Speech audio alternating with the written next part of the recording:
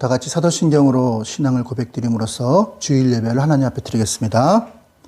전능하사 천지를 만드신 하나님 아버지를 내가 믿사오며 그 외아들 우리 주 예수 그리스도를 믿사오니 이는 성령으로 잉태하사 동정녀 마리아에게 나시고 본디오 빌라도에게 고난을 받으사 십자가에 못 박혀 죽으시고 장사한 지 사흘 만에 죽은 자 가운데서 다시 살아나시며 하늘에 오르사 전능하신 하나님 우편에 앉아 계시다가 저리로서 산자와 죽은 자를 심판하러 오시리라. 성령을 믿사오며 거룩한 공회와 성도가 서로 교통하는 것과 죄를 사하여 주시는 것과 몸이 다시 사는 것과 영원히 사는 것을 믿사옵나이다. 아멘. 아멘. 찬송가 324장입니다.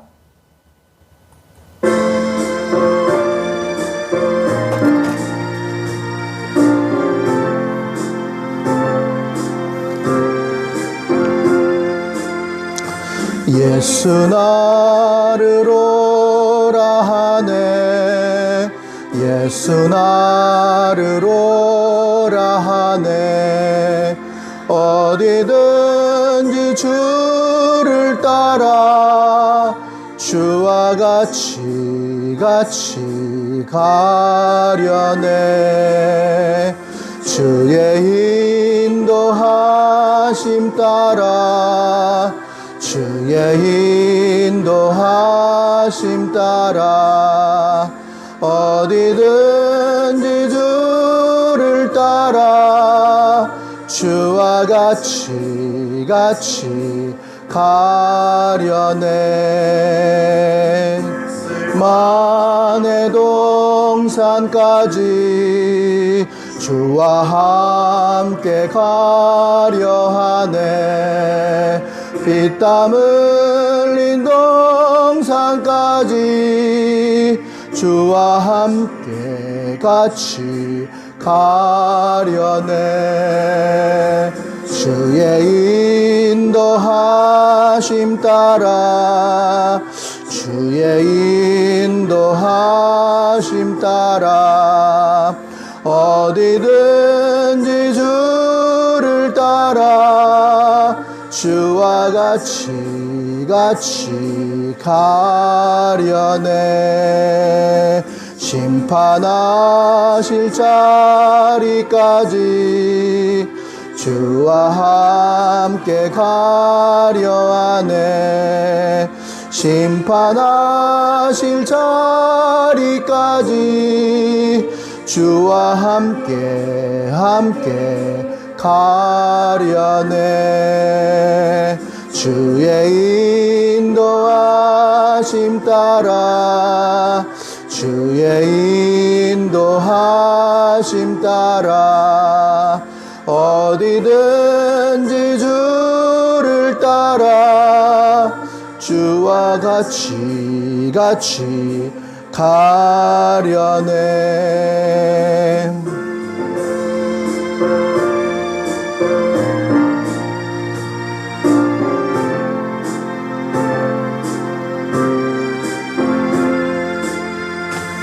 주가 주신 은혜 내려 나를 항상 돌아보시고 그 신 영광 보여주며 나와 함께 가시네 주의 인도하심 따라 주의 인도하심 따라 어디든지 주를 따라 주와 같이 가려네 아멘. 오늘 우리가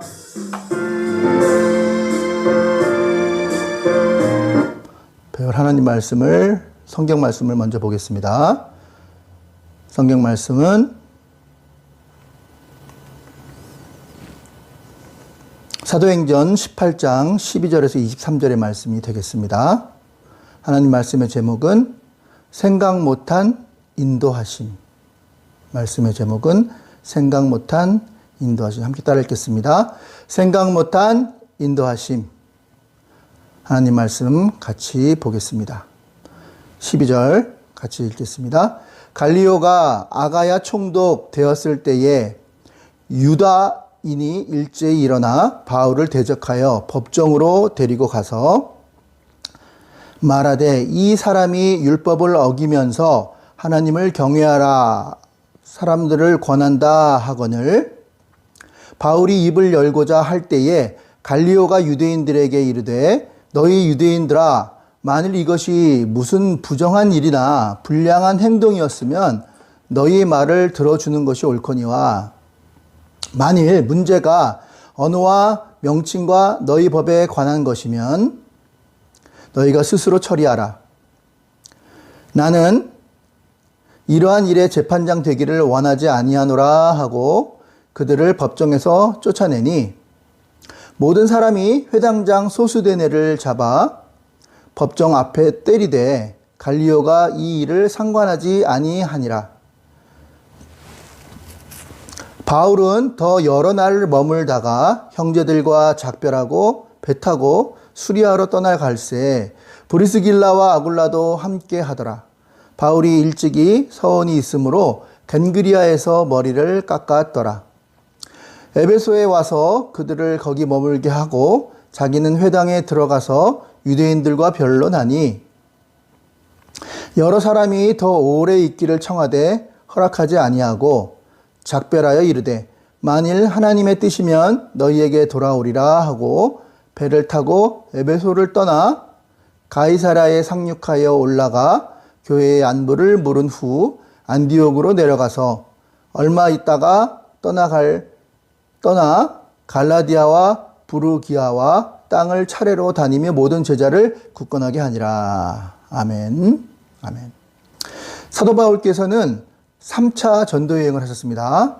1차 전도여행은 예루살렘으로부터 시작해서 좀 가까운 곳으로 가서 다시 예루살렘으로 돌아오는 여정이었습니다. 1차 전도여행이 마치고 그 다음에 안디옥까지 좀 멀리 가는 그러한 전도 여정을 하셨습니다. 3차 전도여행은 좀 더 멀리 가는 겁니다. 더 멀리 가서 다시 유럽까지 갔다가 다시 돌아오는 여정이었습니다. 사실은 더 3차 전도 여행 이후에 더 선교를 하고 싶었으나 할 수가 없었습니다. 로마 감옥에 잡혀서 있었기 때문에 선교를 할 수가 없었죠. 그러나 사도 바울의 원래의 그 본뜻은 로마뿐만이 아니라 스페인까지 가서 하나님의 복음을 전하려고 하셨던 것입니다. 자, 오늘은 2차 선교여행 즈음에 바울이 고린도 사역을 했을 때의 일입니다. 고린도 교회는 좀 힘든 교회였습니다.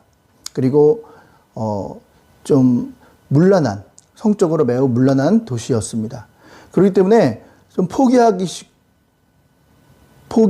싶고 좀 힘들었던 그런 도시였습니다. 그런데 그때마다 하나님께서는 환상으로 바울을 위로해 주셨는데 내가 너를 보호해 주겠다. 그리고 이 백성에 구원받을 백성들이 이 성에 많이 있다. 하나님의 환상을 보고 그는 다시 하나님으로부터 공급받는 힘으로 말미암아 1년 6개월 동안이나 고린도에 머물면서 사역을 하게 됩니다. 그 이후에 앞으로 어떻게 인생이 전개될지, 선교 사역이 전개될지는 아무도 몰랐습니다. 그 옛말에 새옹지마라는 말이 있죠. 새옹지마. 이 새자가 변방새, 변방에 있는 새, 그 다음에 노인옹, 그 다음에 어조사지, 그 다음에 말맞자. 이 스토리는 여러분 잘 아실 겁니다. 어느 날 옛날에 그 한 노인이 그 중국 북방에 살고 있었답니다. 그런데 이 말이 집을 나갔어요. 말이. 그래서 사람들이 아이고 어떡해요. 그 말 나가가지고 근심이 많이 되겠어요. 그랬더니 노인이 하는 말이 허허 그 말이 나간 것이 오히려 도움이 될 줄 또 누가 알겠어 그러더래요. 그러더니 그 말이 얼마 지나자 더 좋은 준마, 군인들이 타고 다니는 준마를 데리고 왔더래요. 그래서 복이 됐죠. 그러다가 아이고 이 말이 또 한 마리 말을 데려왔으니 이거 참 복이네요. 그랬더니 또 노인이 하는 말이 허허 그게 또 화가 될지 누가 알겠소 이렇게 얘기하더래요. 아니 무슨 화가 될까요? 아닌 게 아니라 이 노인의 아들이 말을 타다가 그만 떨어져 가지고 다리가 부러진 거예요. 그랬더니 또 화가 된 거죠. 그랬더니 사람들이 어허 안 됐네. 다리가 아들 하나밖에 없는 아들인데 다리가 부러져서 어떻게 해요? 그랬더니 허허 이게 또 복이 될 줄 또 누가 알겠소? 그랬대요. 그랬는데 얼마 지나서 전쟁이 일어났는데 남자란 남자는 다 나가서 전쟁터에 가서 싸워야 됐고 그 전쟁터에서 대부분의 사람들이 죽었대요. 근데 이 아들만 다리가 부러져 가지고 전쟁터에 나가지 못해서 결국은 살았다. 그러면서 이 말이 나온 거예요. 이 노인이 하는 말이 인생의 화와 복, 잘 되고 또 못 되고 그거는 너무 깊은 이야기라서 우리가 그 깊이를 측량할 수 없어. 그러니 그 깊은 화와 복을 측량하려고 애쓰지 마시고 그런 주어진 삶 속에서 자기 자신의 성실한 걸음을 걸어가면 되지 않겠소? 그렇다면 그분이 다 우리를 주장하지 않겠소? 그랬대요. 이 믿음이 없는 이 노인도 인간의 노력과 힘으로 안 되고 모든 생사화복은 하나님이 주관하신다는 이분이 하나님을 알았겠만은 어쨌든 자기 뜻대로 인간의 뜻대로 안 된다는 것을 말해주고 맡기고 그분의 뜻에 맡기고 살아가는 것이 중요하다. 그런 이야기겠죠. 자, 오늘 사도 바울께서 고린도에서 사역을 하셨는데 1년 6개월 동안 매우 힘들었다 그랬죠. 그래서 포기하려고 했을 때 환상이 나타나서 하나님께서 이 도시에는 구원받을 자가 많다. 그래서 머물라고 하셔서 1년 6개월 동안 머물며 사역을 하게 됩니다. 그런데 아무 대책도 없이 하나님께서 그렇게 하셨을까요? 아니에요. 역사의 생사화복은 하나님이 주장하시거든요. 이 순간 하나님 앞에 쓰임받은 세 종류의 사람이 등장합니다. 첫 번째로는 이유 없이 사도 바울의 사역, 하나님 사역을 도와줬던 구원자 갈리오 총독. 두 번째는 막 얻어 터지면서 맞으면서 얼떨결에 하나님의 사역에 동참하는 동역자가 된 소수대네 회당장. 그리고 마지막으로 하나님의 사역을 잘 하기 위해서 더욱더 더 잘하기 위해서 애쓰고 힘썼던 갈망했던 바울, 이 세 종류의 사람을 보게 됩니다. 자, 먼저 이유 없이 돕는 구원자 갈리오 총독입니다. 갈리오 총독은요, 아가야 지방에서 새로 총독이 된 거예요. 총독이라는 것은 우리나라도 옛날에 일제 식민지였죠. 근데 조선 총독부라는 것이 있어서 나라는 있었지만 그 모든 것을 주관하는 사람은 일본에서 파견한 총독이 모든 것을 주관하는 역할을 하는 사람이 바로 총독이었죠.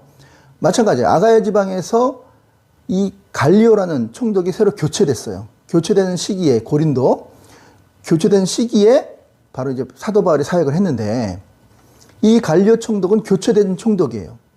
자, 총독이 교체되자 사도 바울을 죽이려고 하고 하나님의 사역을 방해하려고 했던 유대인들이 모여서 잘 됐다. 이참에 사도 바울을 죽여버리자라는 생각을 했던 거예요. 왜? 자기들의 법은 한계가 있거든요. 자기들의 법은 사람을 죽이고 그리고 사람을 살리고 하는 법은 오직 로마법에 의해서만 가능합니다. 그러므로 로마법의 대리인인 이 총독의 허가가 있으면 사도 바울을 죽일 수가 있었던 거예요. 그런데 자기들은 아무리 사도 바울을 죽이려고 해도 이 사형권이 없었기 때문에 이참에 갈리오 총독에게 가서 사도 바울을 죽이는 그런 건의를 하고자 했던 거예요. 자기들의 법에 한계가 있었기 때문에 바울을 죽일 수가 없었고, 그래서 바울을 죽이고자 바울을 고소했고 결국은 갈리오 총독에게 찾아갔어요. 자, 오늘 본문 12절에 보니까 갈리오가 아가야 총독이 되었을 때에 유대인이 일제히 일어나 바울을 대적하여 법정으로 데리고 가서 사도 바울을 죽이려고 그 갈리오 총독 앞에 가서 법정에 그를 세웠던 것입니다. 이 악한 마귀들은요, 특징이 있습니다. 먼저 사도 바울이 로마 법을 어겼다라는 거짓말을 합니다. 사실은 로마 법을 어긴 게 아니거든요. 사도 바울이 뭐 도둑질을 했습니까? 강도짓을 했습니까? 뭐 전쟁을 하기 위해서 반역을 했습니까? 전혀 로마에 그런 것이 없었거든요. 어쨌든 이들의 속셈은 사도 바울을 죽이고자 했던 거예요. 이 새로 부임한 총독인 이 갈리오 총독에게 이 법적인 고소를 해서 사형을 내리게 함으로써 그들이 죽이고자 하는, 바울을 죽이고자 하는 그러는 계획을 실행하려고 했었던 거죠. 자, 그러면 이 갈리오 총독은 어땠을까요? 갈리오 총독의 입장에서 한번 살펴봅시다. 갈리오 총독 입장에서는요, 사도 바울의 편을 들 것이냐, 아니면 이 다수의 유대인의 편을 들 것이냐, 아마 생각을 했을 거예요. 뭐 갈리오 총독은 믿음이 없고 신앙이 없는 자이기 때문에 이해타산을 따지죠. 어떻게 하는 것이 자기에게 이익이 될까 하는 이해타산을 따지기 십상이었다는 거죠.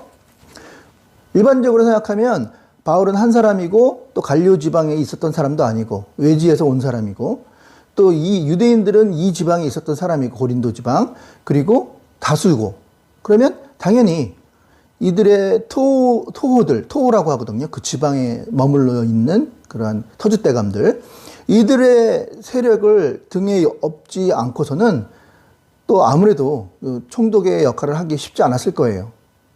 그러니까 정치적으로 계산을 따지면 바울의 손을 들어주기보다는 바로 이 유대인들의 손을 들어줘서 바울을 죽이도록 사형을 허락해야 한다는 것이죠. 그것이 바로 일반적인 입장이에요. 자, 그런데 엉뚱한 일이 벌어지는 거예요. 이 유대인들을 죽이려고 한 것이 아니라, 유대인들의 뜻을 따라서 바울을 죽이려고 한 것이 아니라 바울을 살려줍니다. 이렇게 말합니다. 나는 정치, 경제, 사회, 문화, 법, 예술, 스포츠, 이러한 사회적 전반의 법을 집행하는 자지, 당신들의 종교를 따지는 종교 재판관이 아니다. 그러니까 나는 당신들의 종교 간의 분쟁에 의해서 이 사람을 죽이라고 이렇게 고소를 했는데 나는 그렇게 진행할 수가 없다. 미안하다. 그래서 종교는 간섭하지 않는다. 사회법은 종교법을 간섭하지 않는다라는 불간섭 원칙을 천명합니다. 요즘에도 뭐 교회에서 분쟁이 일어나잖아요. 그럼 보통 교회는 총회라는 게 있어서 노회가 있고 총회가 있죠. 교회에서는. 그래서 거기에서 다 해결을 합니다. 그런데 요즘 사람들, 일반 현대 사람들은 이거는 말이 안 된다 하면서 이제 사회법으로 끌고 나가서 재판으로 하는 사람도 있어요. 요즘은 그런 것이 허락이 됐는데, 그래서 사회법에 어떤 잘못된 것에 대한 책임을 물을 수 있는 그런 법이 요즘에 있지만, 이 당시는 종교는 종교에서 알아서 하고, 종교 문제는, 나머지 사회법에 대한 문제는 사회법에 대한 그러한 정식 재판부에서 하도록 그렇게 했습니다. 이게 바로 지금도 내려오는 갈리오법이라고 합니다. 갈리오가 처음 시행했기 때문이에요. 그래서 바울을 죽일 수 없다. 나는 종교 문제는 관여하지 않겠다. 이렇게 해버립니다. 자, 14절 보니까 이렇게 말합니다. 바울이 입을 열고자 할 때에 갈리오가 유대인들에게 이르되 너희 유대인들아, 만일 이것이 무슨 부정한 일이나 불량한 행동이었으면 내가 너희의 말을 들어주는 것이 옳거니와, 불량한 일과 행동과 또 부정한 것, 이런 것은 사회법이기 때문에 내가 너희 말을 들어서 재판을 따져보고 시시비비를 따져서 벌을 주든지 아니면 그 사형을 하든지, 중학범이고 악질범이면 그렇게 하지만 종교법은 내가 관여하지 않겠다, 이렇게 이야기를 합니다. 참 놀라운 일이 아닐 수가 없어요. 원래는 유대인들이 원하는 것을 들어줘야 그 총독도 모든 것이 원활하고 자기들한테 유리했을 텐데 왜 사도 바울의 편을 들었는지 그 이유를 알 수가 없어요. 성경은 그 이유를 이렇게 말합니다. 굳이 따진다면 하나님이 하신 겁니다. 아무리 생각해도 총독이 바울의 편을 들어줄 이유가 없었는데도 불구하고 바울의 편을 들어준 것은 바로 하나님이 개입해 주셨다는 거예요. 하나님을 전혀 알지 못하는 이 갈리오마저도 하나님께서 그 마음을 주장하여 주셨다는 거예요. 이런 일들이 우리가 살면서 많은 간증이 되어 살아갑니다. 오늘 우리가 하나님의 일을 전하고 하나님의 복음을 전하고 하나님의 선교의 사명, 영혼을 구원하는 사명을 감당할 때에 때로는 뜻하지도 않는 도움의 손길이 있어요. 그것은 그들이 정말 도와주는 것이라고 생각하기보다는 그 배후에서, 그 뒤에서 그들의 마음까지도 주장해 주시는 우리 하나님께서 역사하신다는 것을 우리는 기억해야 한다는 것입니다. 그러므로 우리는 복음을 전할 때, 하나님의 사역을 할 때 이러한 뜻하지 않는 사람들을 통해서 도움의 손길을 많이 간증하는 그런 우리들이 돼야 할 것입니다. 자, 두 번째는요. 하나님의 뜻 맞으면서 얼떨결에 동역자가 된 회당장 소수대네입니다. 얻어 터지면서 하나님의 동역자가 되는 그러한 소수대네입니다. 소수대는 회당장이에요. 회당은 지금으로 보면 교회당인데요. 그 교회의 책임자예요. 근데 그 유대인 교회에 있어서는 뭐 목사님이 되겠죠. 지금으로 말하면. 아니면 그 회당을 총책임하는 그런 사람이었어요. 그 사람이 바로 소수대네였어요. 아마도 이 소수대네는 좀 종교심이나 믿음이, 신앙이 심히 투철한 사람은 아니었을 거예요. 그냥 회당을 책임지는 사람이었던 것 같아요. 그래서 이 얻어 터지면서 맞으면서 하나님의 동역자가 된 소수대네를 하나님께서 사용해 주셨는데 이것도 돌이켜보면 다 하나님의 섭리였다는 거예요. 유대인들의 유대인과 소수대네의 사이가 멀어지게 됩니다. 왜 그러냐면 굳이 따지면 바울은 소수대네하고 전혀 일면식이 없어요. 모르는 사람이에요. 생판. 그러나 유대인들은 유대인들은 회당에서 말씀을 전하는 사람들이고 또 거기 회당을 빌렸든지 아니면 또 그들도 유대교인지는 모르겠습니다만은 그 유대인들과 그 소수대는 서로 자주자주 왕래가 있었던 그런 사이예요. 그러니까 바울보다는 훨씬 더 소수대가 더 친했죠. 그런데 지금 이 유대인들이 사도 바울을 죽이려고 그 갈리오에게 가서 재판을 고소를 했는데 그것이 종교는 종교법에서 알아서 해라 라고 말함으로써 거절을 당했다고 했죠. 그러니까 거절을 당하니까 이 유대인이 화가 나는 거예요. 화가 나가지고 이 화풀이를 해야 되는데 어디에다 할 줄 모르는 거야. 그래서 그 회당장을 끌고 오는 거예요. 끌고 와서 그 갈리오가 보는 앞에서 막 두드려 팹니다. 당신 때문에 왜 회당장에서 사도 바울이 하나님 말씀을 전하게 해서 이렇게 만들었냐 하면서 그 갈리오가 보는 앞에서 소수대네를 회당장을 막 두드려 패요.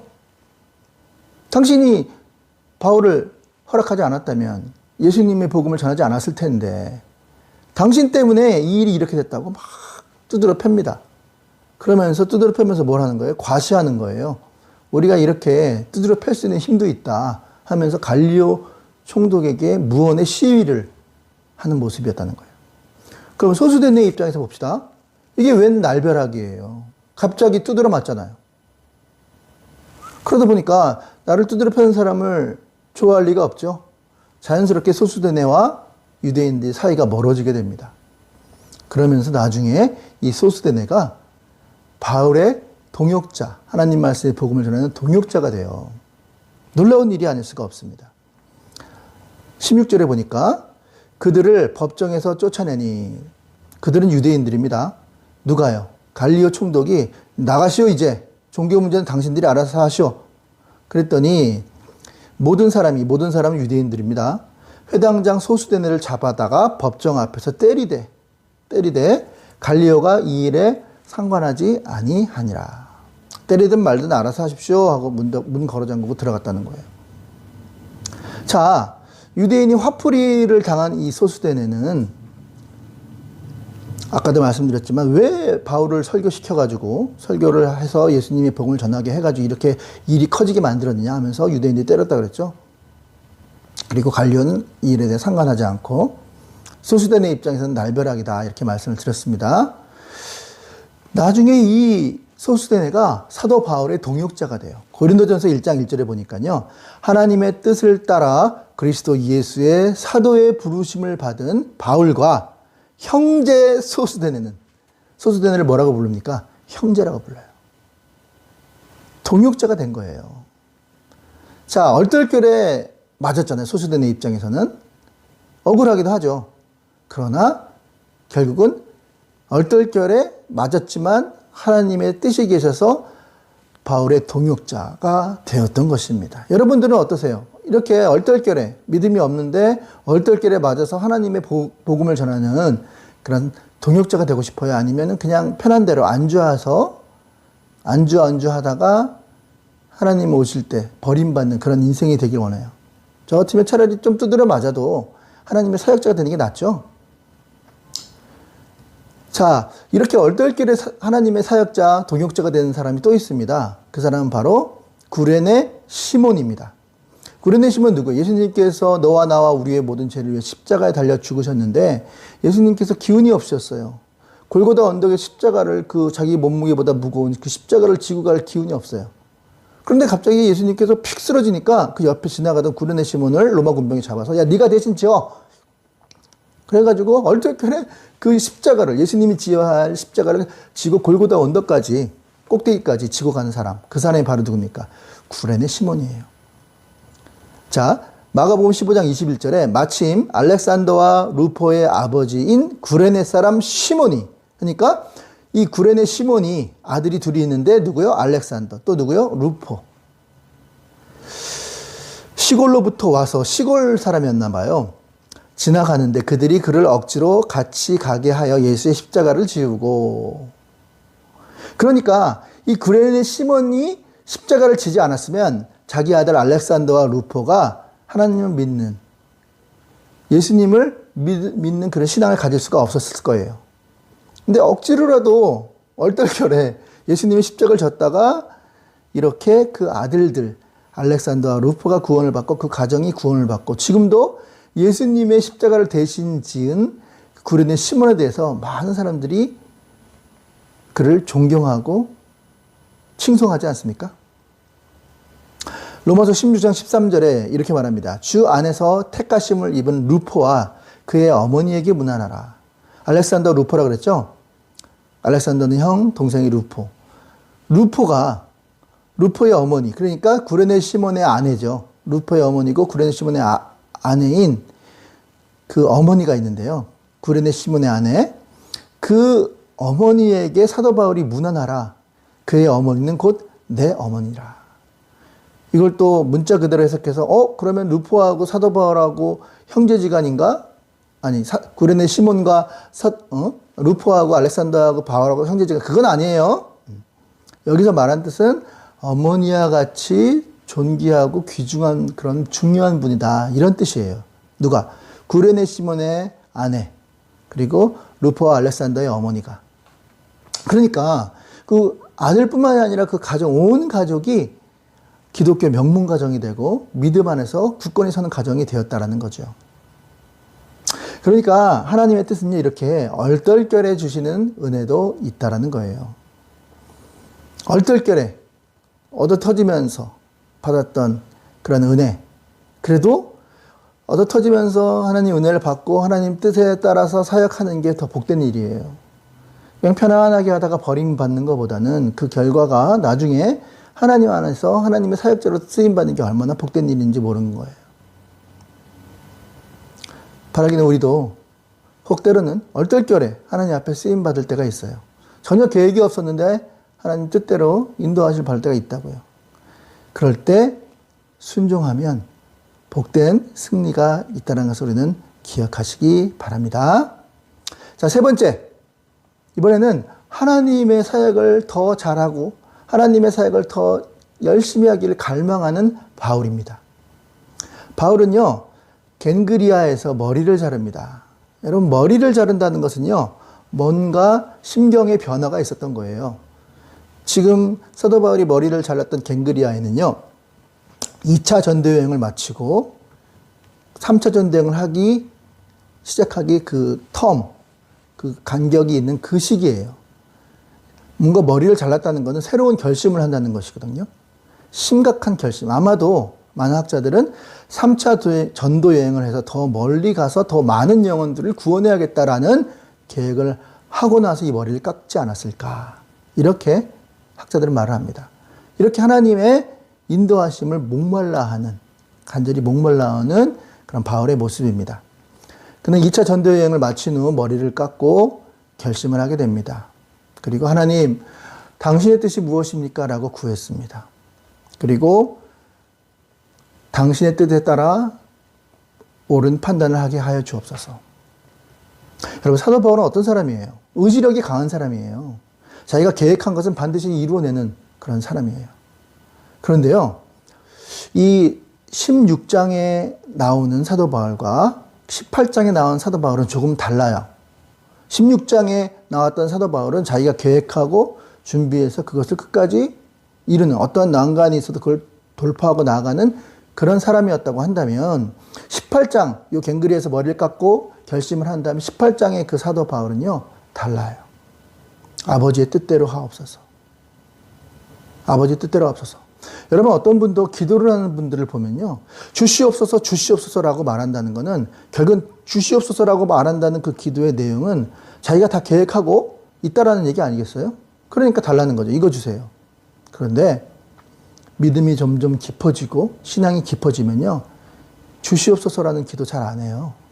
그리고 찬송도 주의 인도하심 따라, 주의 인도하심 따라, 어디든지 주를 따라 주와 같이 가려네.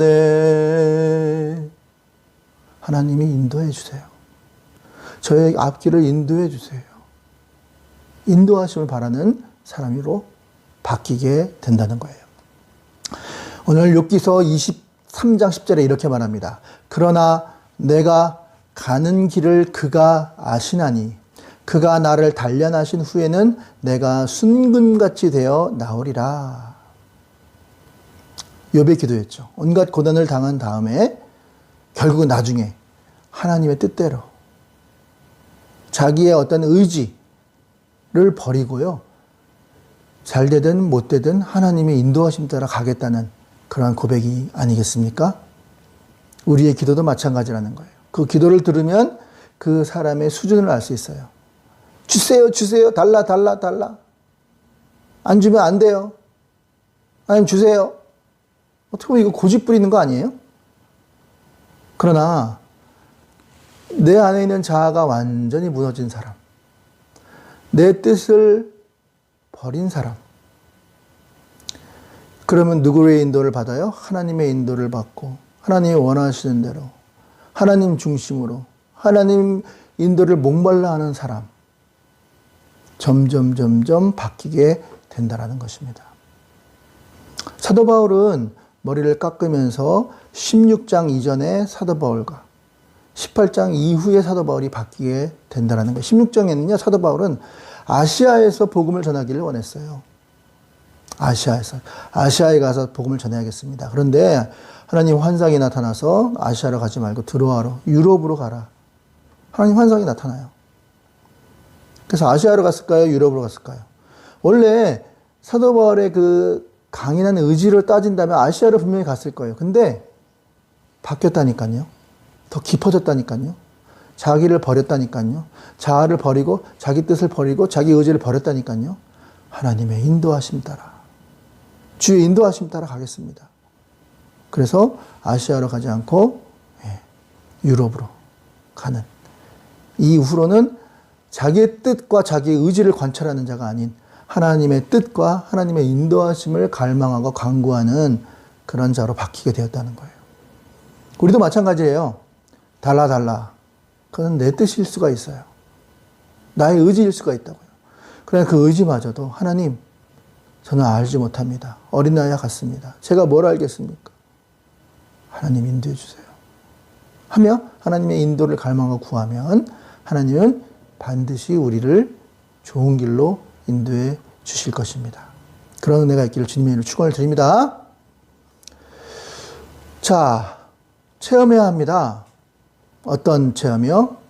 갈리오처럼 이유 없이 우리를 도와준 하나님의 사역을 하는데 까마귀라 그러죠. 이유 없이 우리를 도와주는, 전혀 우리와 관련 없는 사람이 도와주는 그런 체험을 할 필요가 있어요. 저도 그 청년 시절에 복음을 전했던 때가 있었죠. 특히 청량리 앞에서.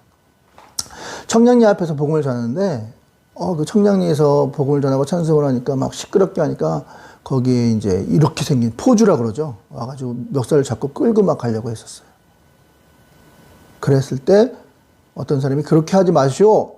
왜 그래요? 그 사람이 뭘 잘못했다고? 그러면서 도움을 받은 적이 있어요. 이런 예는요, 수두룩 빽빽이에요. 특히 복음을 전할 때. 처음에 신학생 때 복음을 전해야겠는데 막 뜨거우니까 전철에서 또는 버스에서 전하는데 더듬더듬 하나님이 세상을 전하는데 그때도 처음 전하니까 너무 자신감이 없이 복음을 전했어요. 6번 버스죠, 그 당시. 그랬더니 저 뒤에서 술 먹은 어떤 아저씨가 야! 이 차 네가 전세 냈어! 그만해! 좀 더듬더듬 하나님이 세상을 이처럼 주 예수를 믿어 그랬더니 갑자기 2단 옆차기로 나를 탁 쳤는데 제가 그때도 안경을 끼고 있었거든요.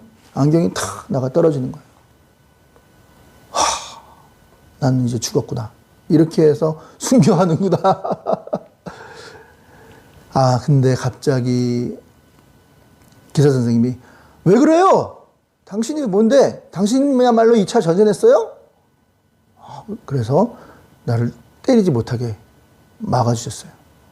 저는 너무 무서워서 이제 전철에서 이 차에서 내려야겠다. 버스에서 내리고 얼른 가야지. 그래서 이제 내리는데 뒤통수가 따가운 거예요. 저 사람이 같이 따라오면 어떡하지? 따라오면 어떡하지? 따라오면 어떡하지? 아닌 게 아니라 내가 딱 내렸는데 그 사람도 같이 내리는 거예요. 이제 난 죽었구나. 걸어가는데 따라오지 않더라고요. 뜻밖의 이유도 없이 돕는 손길이 있다라는 거예요. 이런 은혜를 체험하는 저와 여러분 되시기를 바랍니다. 하나님의 동역자. 아까 소수되는 얼떨결에 터지면서 결국은 하나님의 동역자가 되었다 그랬죠? 하나님의 동역자가 여러분들 가운데 있을 겁니다. 얼떨결 아니면 여러분이 또 하나님의 사역에 동참하는 자가 될 수도 있다는 거예요. 얼떨결에. 그럴 때 순종하면 하나님의 큰 복이 임할 것입니다. 소수된 애와 구레네 시몬 같은 그런 복이 임하는 저와 여러분 되길 주님의 축원을 드립니다. 가장 좋은 건 뭘까요? 사도 바울처럼 하나님의 뜻을 갈구하고 갈망하고 소망하여서 하나님을 향하여 달려가는 그런 모습이 가장 아름다운 모습이 아닐까 생각합니다. 그러한 은혜가 있기를 사도 바울같이 하나님의 뜻을 갈망하고 갈구하여 하나님의 사역을 감당하는 저와 여러분 되시기를 주님의 이름으로 축원합니다. 자, 정리합니다. 첫 번째, 하나님의 인도하심은 첫 번째 어떻게 해요? 이유 없이 돕는 자, 이유 없이 돕는 자로 인도하신다. 또 두 번째는요, 얼떨결에 하나님의 사역의 동역자가 되는 모습으로 인도하신다. 그게 내가 될 수도 있고요. 또 다른 어떤 사람이 그렇게 되는 사람이 될 수도 있죠. 그리고 마지막으로는 갈망. 하나님의 사역을 더 잘하기 위해서 갈망하는 자로서 쓰임받는 자도 인도하심이 있더라. 저와 여러분은 이 셋 중에 어떤 모습으로 인도하심을 받을까요? 저는 개인적으로 이 갈망하는 자로 인도하심을 받았으면 좋겠어요. 하나님 반드시 인도하심으로 우리를 함께 하실 줄로 믿습니다. 자, 결론입니다. 자, 우리 두 손 한번 높이 들어봅시다. 목사님하고 한번 구호해집니다. 하나님! 이제부터 하나님을 갈망하는 자가 되기를 원합니다. 아울러 얼떨결에 하나님의 인도하심을 받으면 주님을 따라가는 자가 되겠습니다. 하나님의 도우심을 받는 은혜가 있게 하여 주옵소서. 그런 자가 되기를 원하는 사람 크게 아멘. 아멘. 더 크게 아멘. 아멘. 아멘. 결론입니다. 같이 읽겠습니다. 하나님의 생각과 사람의 생각은 다르다고 하신 말씀을 먼저 기억합시다. 그리고 이유 없이 도와주는 갈리오와 같은 사람을 만나게 될 것입니다. 또 맞으면서 얼떨결에 동역자가 된 소수대네 같은 사람도 있습니다. 하나님을 갈망하며 따르는 자인 바알과 같은 사람이 되어 내 뜻과 고집은 버리고 하나님의 인도하심을 바라는 축복의 역사가 있기를 예수님의 이름으로 축원합니다. 아멘. 아멘. 우리 잠깐 기도하시겠습니다. 하나님 감사합니다. 하나님의 인도하심은 여러 가지 방법으로 인도하신 모습을 오늘 말씀을 통해서 보았습니다. 이유 없이 하나님의 사역을 돕는 자가 있을 것이고 뜻밖의 얼떨결에 하나님의 사역에 동참하는 동역자가 있을 것이며 하나님의 사역을 더 잘하기 위해서 더 열심히 강구하는 그러한 자도 있을 것입니다. 바라기는 자기의 뜻을 버리고 이후로는 하나님의 인도하심을 쫓아 살기로 다짐하는 그러한 자들이 다 되기를 바랍니다. 우리 가운데 역사하셔서 하나님의 인도하심을 받는 사랑하는 우리 모든 하나님의 자녀가 되게 하여 주옵소서. 이제는 우리 구주 예수 그리스도의 은혜와 하나님 아버지의 무한하신 사랑과 성령님의 인도하심이 내 뜻을 버리고 하나님의 뜻에 따라 하나님의 인도하심에 따라 살기로 다짐하는 사랑하는 하나님의 귀한 자녀들 머리 위에 이제로부터 영원까지 함께 계실지어다. 아멘.